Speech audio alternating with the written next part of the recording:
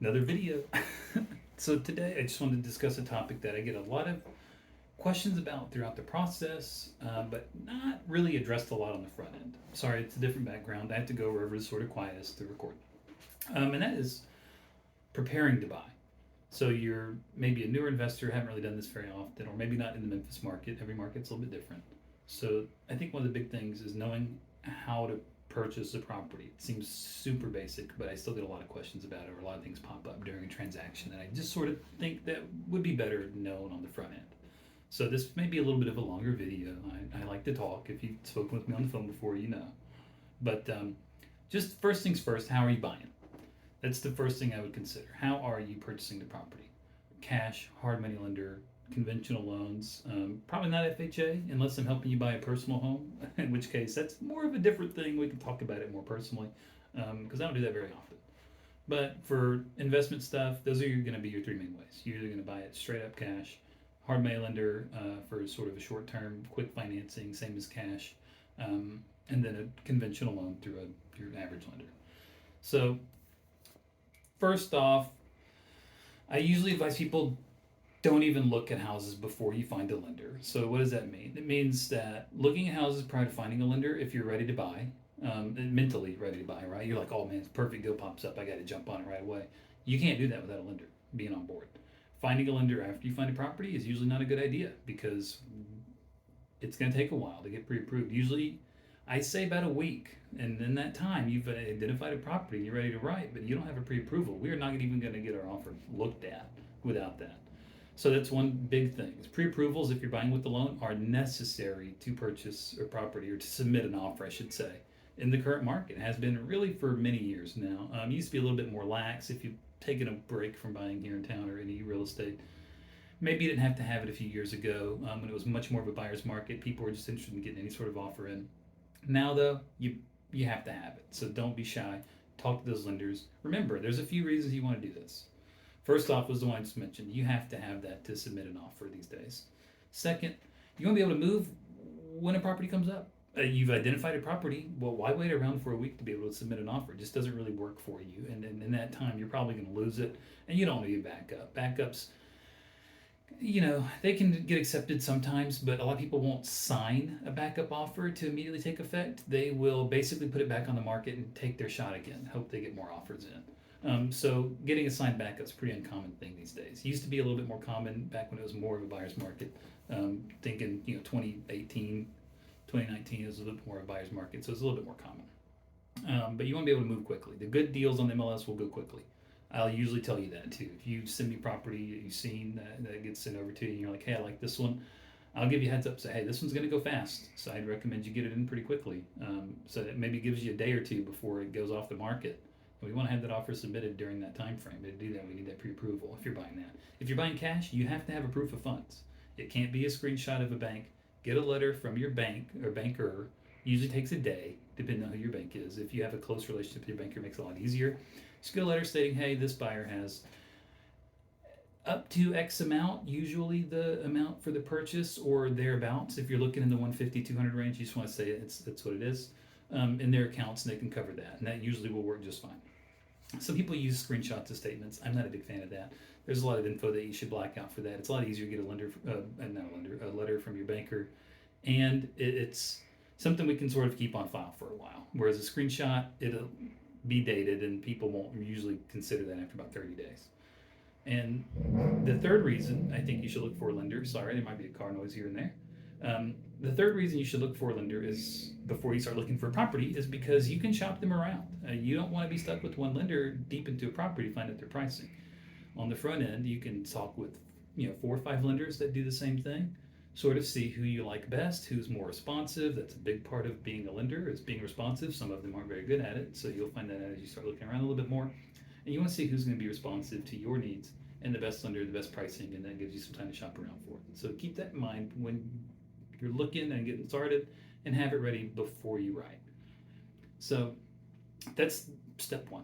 Just getting ready to purchase, literally getting your funds in order, making sure that you have some way to pay it. Some people will try to purchase through seller financing. It's not common. I know you read a lot of stuff on Bigger Pockets or online, or people in other markets do that. In Memphis, I have never once done a seller financing deal, not for lack of trying. I've written 100 seller financing offers. Not a single one's ever been accepted. It's just not a common thing here. Lending is still fairly inexpensive, and if you're seller financing, with all the rate news going on, the news is reporting on these rates. People that are seller financing, you're going to be buying from investors most of the time. Homeowners won't want to seller finance because they need the money to, of course, buy another house. So with all investors are up to date on the rates. So if you seller finance, you're probably have a very similar rate, maybe slightly better terms or with the balloon or something like that. But it's best to just have a traditional lender in focus, or sorry, in focus, in mind, so you can get that moving, because you cannot rely on seller financing as a acceptable form of financing. It's just very uncommon, and again, not through lack of trying, never been able to pull it off. So the next step is looking for the properties. I always recommend people look on their own a little bit. It's a good way to stay motivated, stay involved in the process. I'll be sending you stuff. Let's be honest, how many of you people, you buyers, look at the emails and ignore them half the time, and maybe open it up every now and then, you get a few extra minutes. So, but a lot of people still browse in their own time. They'll go on Zillow, they'll go on Redfin and Trulia. And if you see property you like, just shoot it over to your agent. Shoot it over to your agent. Say, hey, what do you think about this one? Is this one that I could benefit from? Is this one that maybe has some issues? What are the tenants like in this area? Is it owner occupied right now? What does it look like in terms of comps for the area? That will be tremendously helpful to the agent also, because it puts it immediately on our radar and says, hey, check this property out right now. Drop whatever you're doing, check it out, make sure that they're going in somewhat informed, and we can sort of get that moving for you. So let's say you've done this, right? You have your lender lined up, you're ready to go, or you have your cash or whatever, hard money lender, it's a whole other video. You have all that lined up, you're ready to buy. You've identified a property. So what now? The next thing is, let's write a contract. It's going to be sent through Dotloop or DocuSign. Most people do electronic signatures now. It's completely legal in the state of Tennessee. In most states, I believe. I think it's 49, maybe all 50 at this point. Electronic signatures are completely okay. So that's the standard. It's going to be done quickly, electronically. It's all acceptable. No problem there. I'll talk a little bit more about that in a little bit. But say you've got a contract in, and that contract gets accepted. Oh man. So then what does the next step look like? We need to schedule inspections, right? So in the Memphis market, I know this is a little different than a lot of other markets. In the Memphis market, if a property has a tenant in there, you will not get in that house before an accepted contract. It is written as a part of the listing, and sellers do not want you to disturb their tenants prior to getting accepted contract, or they would have just a train of people running in that house all the time and just disturbing the tenants. What do they not want? They don't want the tenant to leave because they get freaked out. Here in Memphis, tenants are pretty skittish about stuff like that. So you scare them off, you let them know the property's for sale, here's a bunch of people come and look at it. In their mind, they live there. It's not an investment for them, they just live there. So people come and look at the property are also going to live there, which means they're going to be leaving. So they get skittish, they will just leave the property. As a seller, I don't want that. I don't want my property vacant and for sale, because then it likely doesn't appeal as much to investors as it normally would occupied. And then I have a turn probably to do in case it doesn't sell quickly and I've got to get another tenant in there. So that's the main reason you're not going to have people allow you to go in prior to having that contract accepted. So keep that in mind. That said, and this is the part that no agent really will tell you, because they sort of hide it, they're shy about it. I'll just tell you up front, once it's accepted and under contract, I don't want to waste my time and yours, which is the big one here, going to a property without an inspector. I can go out there, I can take photos and check it out initially, but I won't do you any good. All I can legally do is provide photos of the property. I can't really provide any insight into any potential repairs, costs, anything like that. That is just outside of my scope of professionality. I cannot do that legally, and I really don't like to. I can do it sort of informally, but I just don't, because then if everything goes belly up, I'm the one to blame. But who wants that? I don't want that, and you don't want that. You want your best eyes on the property from the beginning. So have the inspector lined up. I have a bunch you can use. You can source one yourself. It really doesn't matter. They're all about the same. Inspection costs are going to run you about $250 to $300, and if there's a crawl space versus a slab, you can add about another $1 to $125 for that. There's a few inspectors here in town that do inspections plus repair bids. They're usually pretty solid, but if you do go that route, you can add about another 100 to 125 on top of that. Inspectors, or not inspectors, contractors used to provide free bids. Here in town, you will not find that anymore. Too many people used it without ever doing the work. So now they started charging for bids, which is completely fine. It's acceptable. They're GCs, they have a business to run, and they have to remain profitable. They're going to spend an hour at the house, an hour and a half. They want to make sure they're compensated for their time, even if they don't get to work. Completely reasonable. That said, if you do want a contractor to go out to the property, we need to schedule everything together. That's such an important thing. Again, we do not want to burn up our limited inspection period time to schedule multiple inspections and contractors to go out unless it looks necessary. If the inspector says, hey, I think you had the plumbing looked at, that's fine. We'll send a plumber out there separately and make sure that's taken care of. The big thing here to keep in mind is a lot of people have this very nonchalant attitude of, well, we'll just get an inspection extension. Well, what if they received a much better offer in the meantime? They don't have to extend it. You either have to decide if you're going to move forward as is or not. Those are your options in Tennessee, or cancel it and get your earnest money back, unless, of course, you run past the inspection period before you let them know, in which case you might have just lost it. We might be able to work around that. And I don't like losing people's earnest money. I'm a big proponent of keeping it in your pocket if possible. So don't worry, we're going to try everything we can to prevent that from happening. But just keep that in mind. They don't have to extend, and chances are something better may have come along and they might just drop you. So a lot of people with that nonchalant attitude of we'll just extend as much as needed, that just doesn't work every time. And you need to be aware that can definitely backfire. So try to have everything lined up and ready to go in the beginning. Failure to do so can cost you a deal. So that's the big thing.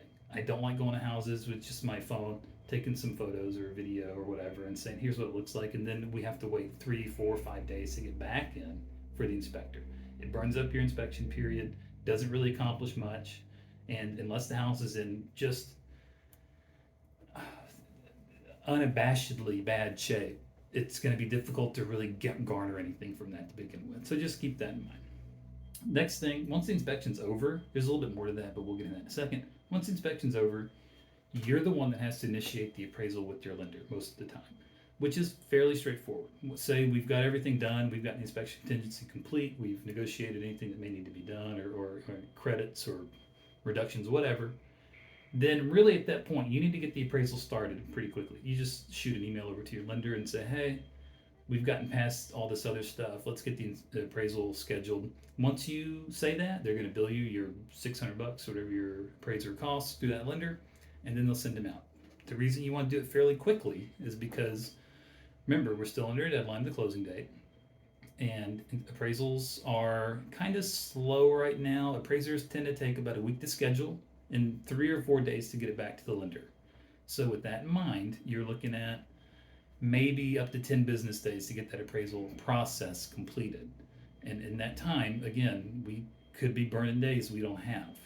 Because remember, people, just because something's off market or contingent or pending or whatever, does not mean the seller has stopped looking at offers. People will still send in offers on it. I know, because they have to present offers on stuff that's under contract all the time.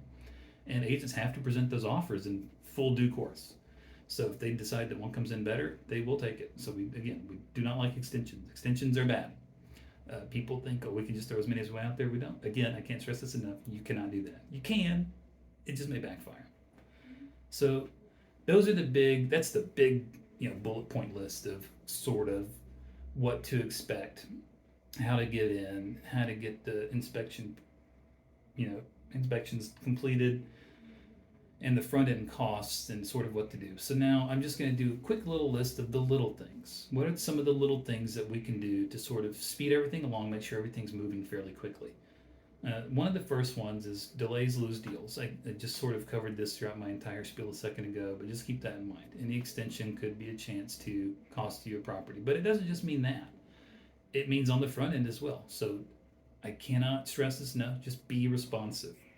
Whether that's to me, the inspector, make sure to pay them on time to get your inspection report. The lender, make sure that you're keeping up with the lender's requirements. You have to be responsive to every party involved or lose a deal. It's just that straightforward. The more responsive people, if you can answer me in an hour or two, perfect. If it takes you 2 days to email me back, we're going to have a problem because we may not be able to get that property in time. So the number one is just be responsive with every party involved and make sure that everyone's getting emailed, called, whatever. Make sure, don't be afraid to call people either. Calling's quick. I know a lot of people don't like to call each other anymore. It's not very common. You prefer to email. I had to have that habit broken out of me by my old broker. He told me you got to spend 2 hours on the phone 3 days a week for 6 months. So I had to do that, and I'm not really afraid of calling anybody anymore. But I know it's tough. Just bear with it. Make sure whatever gets it done quicker. Don't be afraid to do that. At the end of the day, this is your money, your deal. You got to get it done. So the next thing, sign as quickly as possible after you review the contract. So say you write, or your agent will send you 7 documents or whatever it is. Usually it's 5 to 7 on average. Make sure to read everything. Review everything first. Mistakes happen. It's not uncommon to have a mistake in a contract. I always double check everything once they're written just to make sure, but it's not impossible. Shit happens. It's gonna, that's just life. So make sure to review everything a little bit first. You don't need to spend 2 days reviewing it. If you have an attorney and they want to review it, that's fine. Just make sure they understand time is of the essence. Each property, each contract, I should say, will have an expiration date on it, usually 2 to 3 days out. So it gives you 48 to 72 hours to sign and for us to get it to the seller and hopefully for them to respond. But once it's expired, technically it's invalid. They can sign it after that fact, and we can go on, spirit of the law, and everything's fine until it's not. But just keep that in mind. We are working with in a time frame here, even before it gets accepted. So just review everything first, and then once that's done, sign as quickly as you can. The next thing is once you go under contract, pay your earnest money. I have a lot of these younger, newer buyers that do not like paying earnest money because it's a $30 fee to wire it. It doesn't matter. Pay it. In Tennessee, in the state of Tennessee, there is no valid contract without earnest money received. I give my clients 3 business days to do it. 3 business days is more than enough time to go to your bank and wire the money over. If you have any trouble in that 3 business days, let me know and we can let them know. But earnest money extensions are very uncommon, and it's a huge red flag to a seller. They don't even have the $1,000 to deposit right now, or they're not able to do it. How are they going to treat the rest of this transaction? Every seller I've had that has an earnest money issue like that will immediately want to just cancel the whole thing. And they can't. It's totally within their right. You don't pay that earnest money before the deadline, it's game over for that contract most of the time. Very few people are willing to extend that earnest money deadline because it's just such a big red flag. So that's the number one thing. Now, about earnest money, it's rarely at risk. Keep this in mind. It's not very often that your earnest money is ever truly at risk, especially with the loan. Because we can always just say, oh, the lender issues, and then most of the time people will just back off and let you have it back. But it can be at risk if you're just flagrantly irresponsible or non-responsive. So that's another reason I push responsiveness, is because the only time your earnest money is really going to be at risk is if you are not responding to the inspections and stuff like that to get everything done in the deadlines. So again, super rare it's ever truly at risk. In my 400 plus deals I've done so far, I've had 2 people lose earnest money. One of them did not show up at the closing table. They went completely dark. They weren't responding to my calls, to nothing. I mean, it's like they died, and they lost earnest money. There wasn't really much we could do about that one. The second time was very complex, and that may be the subject of its own video. But basically, they just straight up ignored deadlines, and it came back and bit them. I warned them it could bite them the whole time, and if you want to get out and reserve your earnest money, now's the chance. They refused to do that. They changed funding halfway through, which is never good. They went from cash to a loan without telling anybody, and added a loan contingency, but you can't do that. So don't even try. It's a no-no. I'm not gonna die on that hill for you either. We'll try to do what we can as long as everyone agrees, but you have to let me know, because that's something that if you're not upfront about it, you will lose your earnest money and you will lose the contract, almost certainly. So again, pay your earnest money quickly. It's hardly ever at risk. Don't worry about it. It's going to cost you $30 to wire it, whatever. That's the cost of doing business. If you're worried about $30 to wire your earnest money in, you are in the wrong investment type. You're just doing the wrong thing. I'm sorry. It's the cost of doing business. Same with inspections. If you're afraid of paying for an inspector once we've already done all the work, then to get the property under contract, you are doing the wrong thing. Get stocks and bonds. Next, this is another little item that sort of is its own topic too. That's negotiating items after an inspection is complete. So I could talk about this forever, but I'm going to give you just a quick bullet points. So properties that have sort of known cosmetic issues or something like that, obviously if it's a major issue, it's going to be disclosed at some point during the transaction. If they know about it. If they don't, we'll let them know, and then it'll be disclosed, and they'll have to do that in the future. And then therefore, they're much more likely to work with us on that. But it's all cosmetic stuff. Say the market price is 150,000, and I've showed you that. I've shown you, hey, the comps in the area are for 150, and it's under contract for 120. Well, there's a $30,000 difference there, and this is not uncommon. This isn't some random, made up story I'm telling just to make my point. This is pretty common. So there's a $30,000 difference in there, and they know that. They didn't list it for 150 because it has problems. You go in and you see that, oh, it needs 20,000 in repairs. What should you not do? Ask for a $20,000 reduction. Why? They know that. That's how you kill the deal. People say there's no harm in asking. Well, as soon as you send that over, that reduction amendment, there's really two things that can happen. One, they tell you they're canceling the contract. You'll probably get your earnest money back, but you've lost the house. Two, and if you decide to move forward, let me rephrase. If you decide to move forward, um, you they can say no. Let me put it that way. They can say no and end it. That's their option. We can go verbally back and forth. Sorry for the pause. They can go verbally back and forth, and we can come to an agreement. But just keep in mind that gives them a window out, and that goes back to them getting other offers in the meantime. So that gives them a chance to get out, right? So that's why I usually recommend starting with about 75% estimated repairs. So in this case, 15,000 reduction.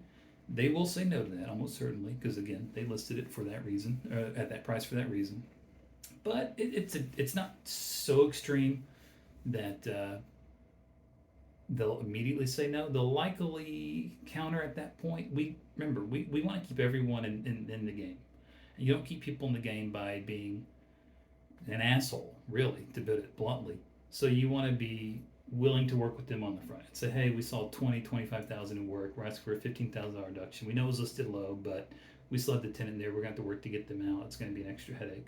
Will this work for the seller? If not, be prepared for the average. I'd say most of the time, the standard in Tennessee or Memphis market is about 50% of necessary work, unless this thing was just listed at fire sale pricing, where they are completely, we're not going to drop it a dime because we know you're getting a good deal.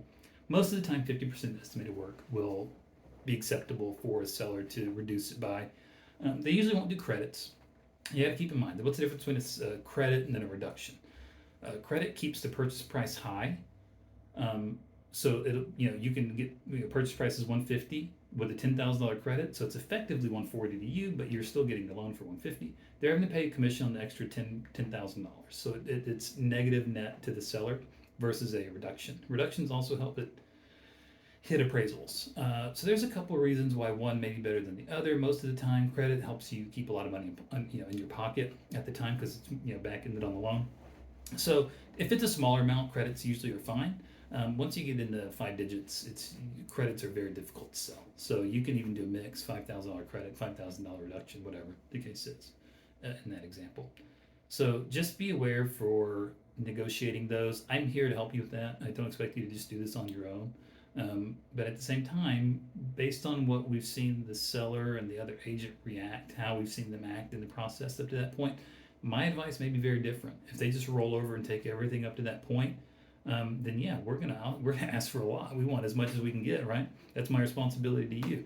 But at the end of the day, you have to keep in mind, I have a fiduciary responsibility to keep as much money as possible in your pocket, but it's also to complete the deal. That's my job is to make sure you're a happy buyer, and to do that, you probably want to close on the property at a price you're okay with. So don't be afraid to ask for some credits and reductions, but at the same time, asking for too much gives them a very good window out. And you don't want to be the first bearer of bad news. Here's a true example. Here's an actual example from a property I went to go buy I think it was last fall. To give you an idea, it was listed for 200 or 210, I think. 210. It was in Bartlett. Nice little area. It's actually right in my neighborhood. So that's why I wanted it really bad. I could rent it out, and I live, just 2 streets over. So we offered 195. We went in, and there was not a lot of cosmetic work that needed to be done, but the house had been pretty well lived in. So actually, the chimney was falling in. I mean, the chimney was literally collapsing on itself inside. So that would have been about $14,000, and then you combine that with some of the other stuff. It needed a new roof and HVAC. So we're up to about $30,000 in work. I asked for a reduction down to 170, which would have been $25,000, thinking that it's an older seller, I might have a chance. What happened? Canceled it. There was no counter, there was no nothing. Just straight up canceled it. I offered to move forward at 190 with only a $5,000 reduction. Doesn't matter. I had upset her to the point. Remember, sellers can still take things very personally, even if they're investors. I had upset her to the point where she did not want to work with me at all. That was my fault. I should have known better. The market was probably a little too good to do that in. So it was canceled. I got my earnest money back, whatever. Still wasn't excited about it. What happened? Go back to look at the property 3 or 4 months later when I noticed it had closed. Guess what it closed at? 170.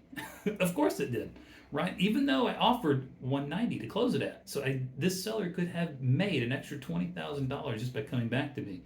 She didn't. Why didn't she? I pissed her off. It's that simple. She took emotion into it, and that's something that you have to understand sellers can do.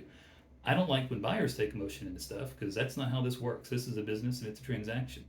But some agents aren't very good with keeping their sellers reined in and keep them from getting too emotional. So that's what happened. I lost the property. She lost $20,000. So no one really won in that. I mean, whoever bought it for 170 got a killer deal. I mean, it's great. I was just going to knock the chimney and the fireplace out and wall it in for $7,000. But that's what happens. So there's a real life example of how stuff can go wrong that's outside of anyone's control. It's just emotion coming into it. And that's why to try to minimize the chance of losing a deal over just dumb stuff like this, that's why I recommend just sort of not to sound like that guy, but just listen to advice from me and from sometimes your lender will have really good advice too. Just listen to us, take it into account, and then figure out if it's your decision you want to make or not. But again, I'm pretty blunt. I will tell you if I think you should or not on the front end, and if you do anyway, that's completely fine. I'm here to write it up, and we'll move forward, and I'll sell it as best I can and keep things alive as long as I can. But just be aware that stuff can die over some, just little things like this. It's not rare. It's not uncommon. It happens. That's life. But that's pretty much it. I've gone on for a long time, and I apologize. But bullet points are, get your funding in order first. Do all your inspections in a timely manner, follow all deadlines, and then be responsive. Those are 27, 28 minutes for those 3 things essentially, but with some more detail in between and a little bit of a life lesson there. I learned the hard way by losing out on that deal. That house is now worth about $250,000. I lost out. I wish they'd come back to me, but they didn't. I was the first one to bear the bad news, and they took it. They took someone else's offer. They took mine the wrong way and then went to the next person. So it can happen. But that's it. I hope to have one coming up soon on multifamily and preparing to sell if anybody wants to sell. But yeah, that's pretty much it for this one. If you have any more questions about anything in specific or more cases, just give me a call. You already have my contact info. So give me a shout and I can sort of, as if you can't tell, probably talk a little bit more. So, all right, thank you.